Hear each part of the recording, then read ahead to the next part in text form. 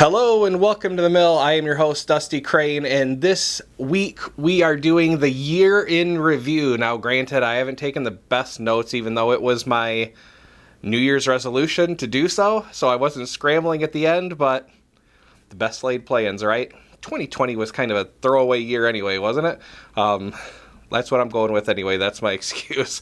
So let's go ahead and get started. Let's get right into it with January, right? And I got lots of notes, so I'll be looking down at my notes here. But in January, Joe Aubrey officially joined Stonemaier Games as the second full-time employee. Jamie moves to Google Voice after finding out his personal cell was ending up on receipts. Pendulum was still named Codename Sand, and Codename Cape looked certain, like a near certainty for 2020 release. Codename Draw made its debut on the Work in Progress chart. We still know nothing about that, at least nothing that I'm aware of. One of the cool things that happened in January was the second Wingspan expansion was announced way ahead of time because it was an opportunity for Stonemaier Games to raise money for WIRES, which is a wildlife rescue organization in Australia. Those fires that happened in January and I think started in December, but that wildlife, all that life destroyed, the animals and habitats and all that. Stonemaier Games said, listen, for every launch notification email that you will let us send out, you give us our email, we'll donate $1. And they ended up donating $7,439 US, which in Australian works out to 10,834 Australian dollars, which is awesome. But one of the things that happened in January was also My Little Side, the expansion, Pie in the Sky, was supposed to begin being talked about, but unfortunately due to a manufacturing issue, that didn't end up happening. Jamie forgot to manufacture some pieces. In particular, I think it was like the pie chart piece, the scoring, those tokens, those extra pieces there, just got missed. And I think we're going to see a little bit of that kind of continue throughout the year, but we're also going to see Stonemaier Games step up and Jamie give permission to Joe to make assumptions that everything I am making has mistakes. So empowering Joe to help catch things and not be afraid to challenge the boss man. So that was January 2020. February, shorter month, shorter notes here. Tapestry got an updated Civilization adjustment guide, and the Stonemaier Games YouTube channel and Instagram hit 20,000 subscribers. That is quite a milestone. And that was it for February. For March, Charterstone got another printing after having been sold out for quite a long time. Or at least it felt that way if you were looking for a copy, right? But Charterstone Digital was also released on Steam and iOS by Acram Digital on March 26th, and Jamie designed 9 Worlds, which would later be renamed Rolling Realms, in response to the COVID-19 global pandemic. It was a roll and write that would scale infinitely. You could play as many players as you want, and that was just something that he did as a tribute. Again, it started as 9 Worlds, and then he found out that was actually a title, or already had a name in use out there, and so it changed to Rolling Realms. April, a little bit longer here. April Fool's Day brought a nifty new Stonemaier Games logo that had cat ears, and I'll toss a picture of that up there. I didn't think I'd be doing any of that, but we can fit the Stonemaier Games cat logo in the show, certainly. There's also a couple of gag gifts or gag products for sale, but they were also real products. One of them was, the Wingspan eggs are constantly getting mistaken for candy. I mean, they look just like Easter candy, at least that we have here in the States. And so, as a joke, Stonemaier Games went ahead and created little brown containers that hold the eggs that are almost like little candy dishes, and they look chocolate.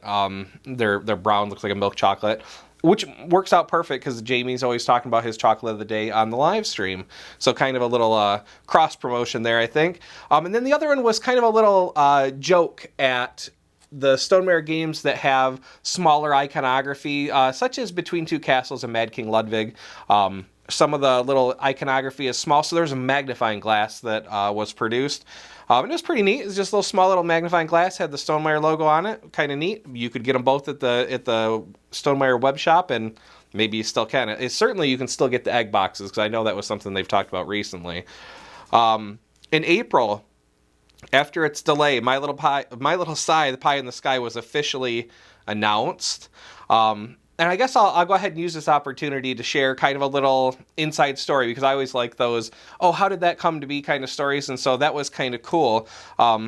And I wasn't sure if I was going to share this or not, but I figured, what the heck, we're trying to put some time on a video, right? So this didn't happen last year, but in March of 2019, Hobie actually gave me the opportunity to, he was going to let me name the airship in the expansion, and that is Smokey, who wants my attention. So he's just sitting in front of me whining. Let me see if he'll let me get him. Come here. Come here. Oh, nope. He just wants to be playful. That's fine too. What? Come here. So anyway, he gave me the opportunity to name the airship, and as long as I didn't name it Bodie McBoatface. That was the rule, if you remember that one. I tossed out some ideas, kind of like a tribute to Jamie's cat. So I said, what about like the Bedalter Express? Got a little Biddy and Walter there. Palm Air, because, you know, Palm was the land of My Little Scythe. And then in a little pivot, I said, it needs a name of wind in it. You know, the Wind Gambit is what kind of inspired the name. And we already have a tribute to Ryan Lopez with his Sir Neff inclusion in My Little Scythe. So we need to do something for Kai, too. I felt that we needed something with the Wind Gambit. So I tossed out a few more ideas, like the windmill, kind of, hey, for me and Kai. But then the Wind Pony, which was kind of a tribute to the My Little Pony start of My Little Scythe. And then I said, what about Kai? And then, you know, we could name it, you know, what about naming it Kai? And Hobie said he was going to go back to Kai and ask him, you know, how he felt about that. And Kai loved it. And he threw out HMS Kai, but then he figured Americans might not be too keen with having a German military designation on that ship, or maybe not military, but just a German designation on the ship. But at the end of the day, it was just shortened to the airship Kai, which is a very cool tribute to Kai in the Wind Gambit, and something that I'm proud to have been a part of. So that was very cool of Hobie to offer me the opportunity, and I'm glad that it was able to pay tribute to Kai for his excellent inclusion. And now we've got, you know, kind of everyone who played a part there in Scythe represented in that product, and I think that's super cool. Let's go ahead and move into May, shall we? May, My Little Scythe, I'm just going to keep saying it. My Little Scythe Pie in the Sky goes on sale from Stonemaier Games. The reprinted Wingspan neoprene mats become available. If you remember, the original batch came 5% too small or something like that, and so the reprinted mats became available, and the expansion for Between Two Castles shows up. Between Two Castles and Mad King Ludwig shows up in the work in progress chart, so that's something that we'll be getting in 2021, I'm sure. In June, My Little Scythe, you got it right, My Little Scythe Pie in the Sky is released to retail on June 19th. Viticulture Digital is actually released on iOS and Android. The Scythe Complete Rulebook was hinted at previously, but began being talked about in June. And June was really special because it was also when Stonemaier Games made the statement, Black Lives Matter, and made a declaration of action to assist Black, Indigenous, and people of color in a number of ways. Some of those listed actions were to seek out and aid BIPOC content creators, to widen the player testing base, to seek out views that may be underrepresented, more inclusion in the annual charity auction. Also, a donation to a local advocacy group, Arch City Defenders. They donated games, scholarships to send BIPOC gamers, designers, and content creators to local game conventions. But the coolest thing about this, in my opinion, was it wasn't just a, hey, we should do this. It was actually an action plan, and it actually laid out a way that they could actually be held accountable. We want to do so much of this. Here's our what we're working towards. We want to do so much of this. Here's what we're working towards. And so throughout the year, Jamie went ahead and delivered updates to say how they were doing on that mission statement, on the action statement, to actually do the good that they were seeking to do. All right, that leads us into July. Codename Sand finally gets a name. It is Pendulum, a game designed by Travis Jones. Viticulture Digital is released on Steam and PC and Mac by Digidiced. and never one to not give people what they want, Jamie polls the community and asks whether he should do an actual printing of Rolling Realms. It's something that the people have been asking for, but was there going to be enough interest? You kind of have to be a real Stonemaier fan to want a game that pays tribute to other Stonemaier games, right? You know, the different realms had names like Charterstone and Tapestry and Scythe and My Little Scythe and Viticulture and all the different titles that are a part of the Wingspan, all the different titles, also in the game, all the different titles that were a part of the Stonemaier, library of games. And so Jamie went ahead and put that out there. Should we make this an actual product? Now, we move on to August. In August, Pendulum pre-orders go live on Stonemaier Games. The Scythe Complete Rulebook pre-orders go live. Jamie begins teasing Tapestry plans and ploys on August 12th. And Alex Schmidt joins Stonemaier Games as their third full-time employee. He's also a game designer and has a Stonemaier game coming out. I'm going to guess in 2021. I don't know for sure. I just know it's something that Jamie said they'll start talking about. So I guess it could potentially even be like a late announcement in December or something of 2021, and maybe we'll see it later. But who knows? Maybe we'll see that game from Alex and co-designed by Jamie. At least I think that was the relationship of the game. If not, nothing against Alex. So a big year for Stonemaier Games in terms of going from one full-time employee to three full-time employees. And hey, December's not over yet. Who knows? He could hire somebody else. September brings us Tapestry plans employees. Pre-orders go live at Stonemaier Games. Pendulum is released to retail on September 18th. Wingspan Digital is released to Steam for PC and Mac by developer Monster Couch. Scythe Digital is released to iOS and Android 2 full years after it was released on Steam. That was such a weird one to me, even though it's not directly Stonemaier related. That was so strange because they did a really great beta test via, at least for iOS, via test flight. And like right away, it felt so good. And then it strangely went away in a way that games don't typically leave test flight. Smokey's ears again, if you heard that. But 2 full years after it came to Steam, it's finally on mobile, and I'm really glad that it is. It's great. I just hope they keep adding that content to it. Let's see here. Rolling Realms officially hits the work in progress chart, so that's definitely getting a printing. A new Viticulture expansion hits the chart too, along with Wingspan Expansion 3. I'm really looking forward to Viticulture because, one, it was one of the very first titles that I picked up by Stonemaier after Scythe, and I like the way the automa plays. I like the whole idea behind it, but I do wonder with some of the quizzes that went out at the end of the year. Maybe I should save this for a speculation episode or something like that.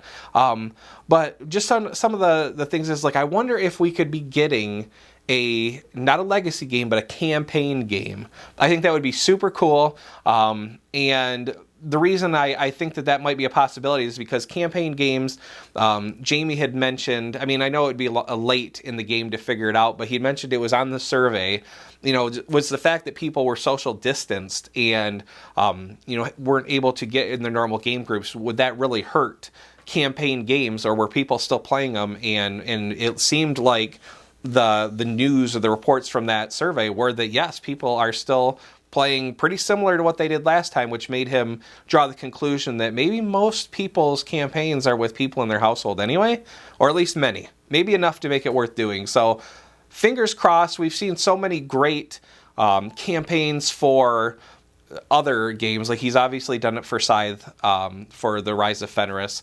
We've seen some great ones for Wingspan. We've seen some great ones for Viticulture that were unofficial. Like, could it be a situation similar to what they did with bringing in Kai and bringing in Ryan Lopez to, could they have brought in the people that worked on those campaigns and said, hey, you did a Viticulture campaign before, do you want to do something more?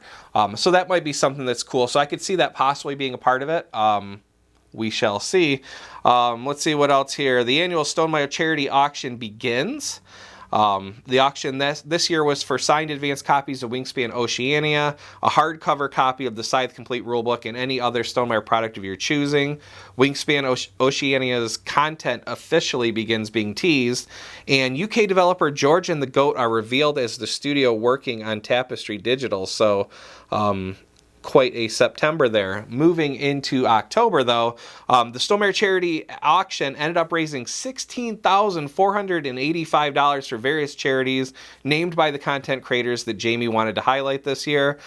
In comments on that blog post, Jamie mentions that they've also made $14,000 in direct relief to fans who had lost income due to coronavirus. Now, I remember that was something...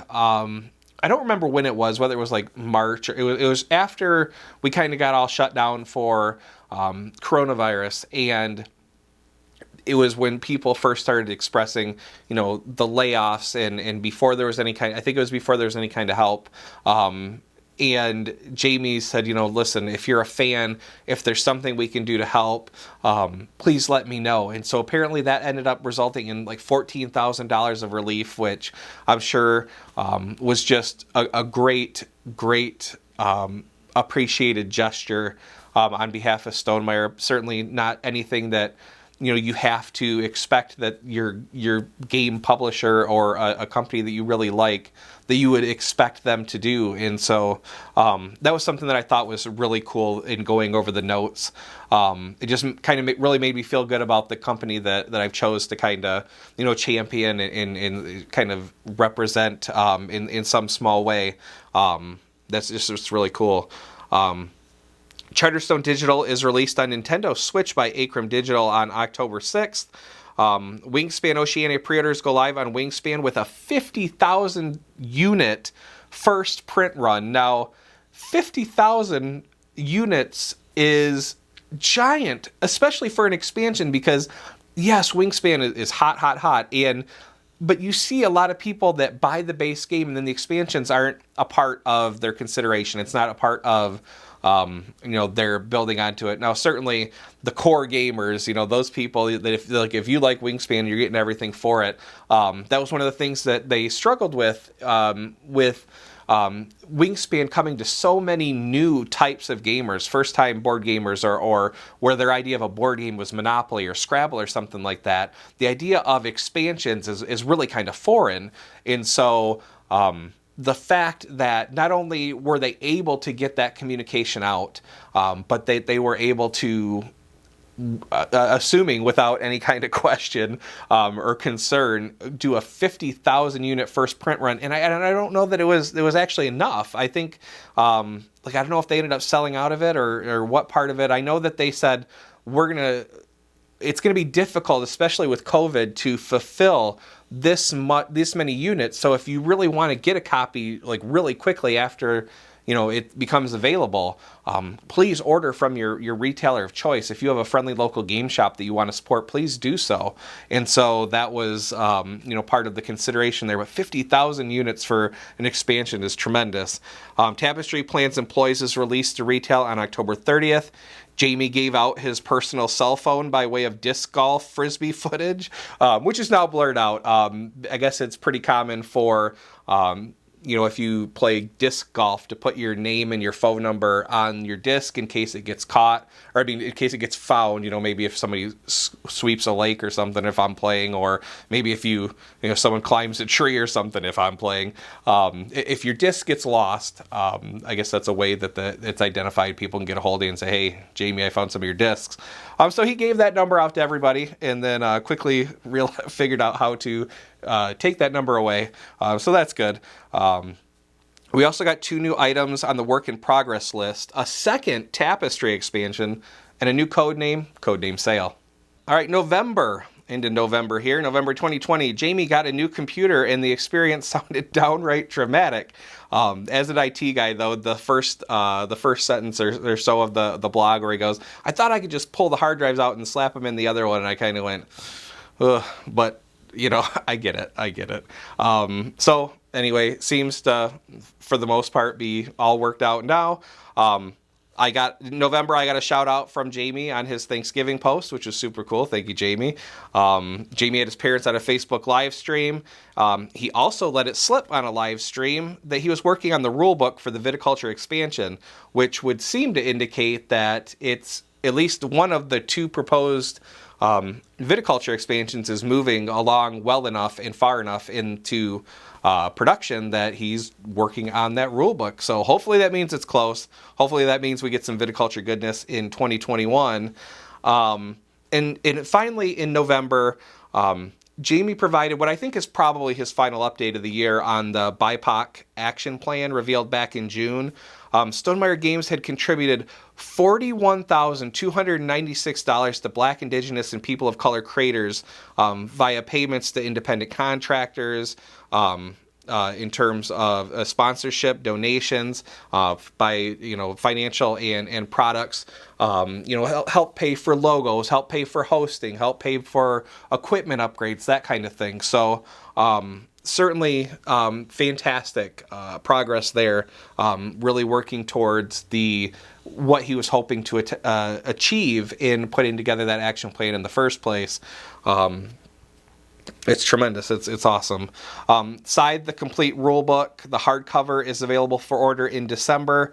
In December, we also got a new code name added to the work in progress, which was codename Dive. And the annual demographic survey results released data that wasn't significantly different from last year, though new question about whether digital games are a gateway to physical copies. Physical copy purchases, and it turns out in most cases it wasn't. 65% said that no, but 35% do, and that's pretty significant that a digital copy would go ahead and lead you to purchase a game. But that was certainly my experience this year. I think one of the apps that I have on my phone, I think it's, what do I got here? Raiders of the North Sea. Raiders of the North Sea, the app that I have on the iPad is a fantastic app. And actually someone offered it to me in trade, and I jumped right on it. I wanted to have that in my collection. So, I can see how maybe some smaller games might be affected by an app, but a game like Scythe is kind of like a statement piece, right? I mean, it has a table presence that you're just not going to duplicate with a digital app, and I don't think that the app itself really does anything tremendously above and beyond that you would go, oh, it's a much better experience to play on the app. And so in that regard, I can't see a lot of the Stonemaier staple of games being hurt by digital sales, but certainly there's been some small games that I didn't pick up because I had an app, and it was because after playing it, I realized that I didn't think it would be easy for me to get my family to bring it to the table. Like a smaller title, I guess that comes to mind would be like Imperial Settlers Roll and Write, although I guess in the same vein, I picked up Cartographers after playing the app, and I really liked that. So, I guess it just really depends. I think maybe good games that are great games are going to continue to be purchased digitally and physically. Some people just say, hey, no, I just have both, because one I can play, with friends and family around the table, and others I can play with friends and family across the country. So I guess that leads me to kind of trying to summarize the year for Stonemaier Games, and I think it's kind of obvious that I would land on the word growth for 2020, because especially, it's probably obvious when you're thinking of, well, yeah, they added 2 full-time employees, they more than doubled their full-time staff. But I also think it was a time of growth because, Jamie saw that, and he acknowledged in his blogs that maybe he doesn't have the most attention to detail, maybe especially of the people in his company, and things have fallen by the wayside that shouldn't have, right? Especially with my little Scythe, like the forgetting to print entire things on the cardboard, forgetting to provide certain pieces.